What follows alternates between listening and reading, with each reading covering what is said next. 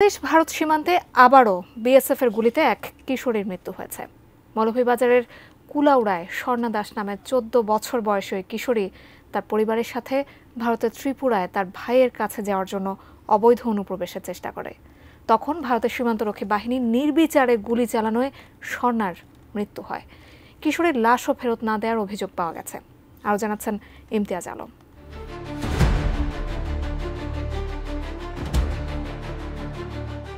মৌলভীবাজারের কুলাউড়ায় স্বর্ণা দাস নামে এক কিশোরীর ভারতীয় সীমান্তরক্ষী বাহিনী বিএসএফের গুলিতে মৃত্যু হয়েছে বলে অভিযোগ পাওয়া গেছে। রোববার রাতে উপজেলার লালারচক সীমান্ত এলাকায় এই ঘটনাটি ঘটে।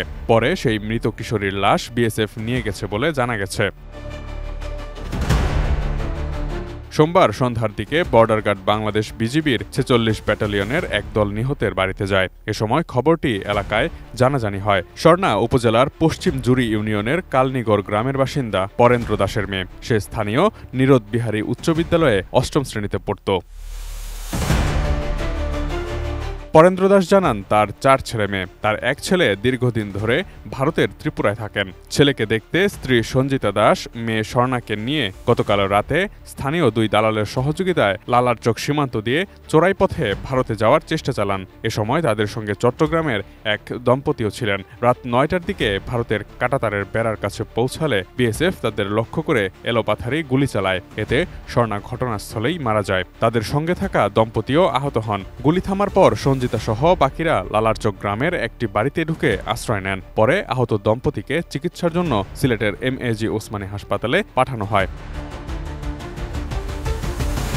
সুস্বাদু বাদাম, তিল আর স্বাস্থ্যকর গ্লুকোজ সব মিলিয়ে প্রাণ পিনাট বার। স্মার্ট কিছু খাও। লালারচকের বাসিন্দা সেনা সদস্য জহিরুল ইসলামের বাড়িতে আশ্রয় নেন তারা। জহিরুল ইসলাম গণমাধ্যমকে জানান, সীমান্তের কাছেই তার বাড়ি। গতকাল রাতে হঠাৎ ৩ জন লোক ডাকাডাকি করতে থাকলে তিনি গিয়ে দেখেন ২ জন গুলিবিদ্ধ অবস্থায়। তারা ঘটনা খুলে বলতে থাকেন। পরে বিজিবির লালারচক বিওপির দায়িত্বে থাকা লোকজনদের সঙ্গে যোগাযোগ করে জহিরুল ইসলাম গুলিবিদ্ধ আহতদের সিলেটের এমএজি ওসমানী মেডিকেল কলেজ হাসপাতালে পাঠান। বিএসএফের গুলিতে কিশোরী নিহতের বিষয়টি নিশ্চিত করে বিজিবির ৪৬ ব্যাটালিয়নের লালারচক বিওপির টহল কমান্ডার নায়েক ওবায়েদ জানান, কয়েকজন বাংলাদেশি চোরাই পথে ভারতে যেতে চেয়েছিলেন। এর মধ্যে একজন বিএসএফের গুলিতে মারা গেছেন বলে তারা নিশ্চিত হয়েছেন। তবে এখনও ভারতীয় কর্তৃপক্ষ নিহত কিশোরীর মরদেহ হস্তান্তর করেনি।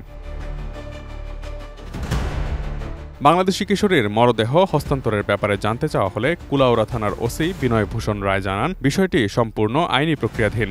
দুদেশের মধ্যকার বৈঠক ও প্রচলিত সিদ্ধান্তের উপরই এটি নির্ভর করবে। Imtiaz Alam, desk report, ATN news.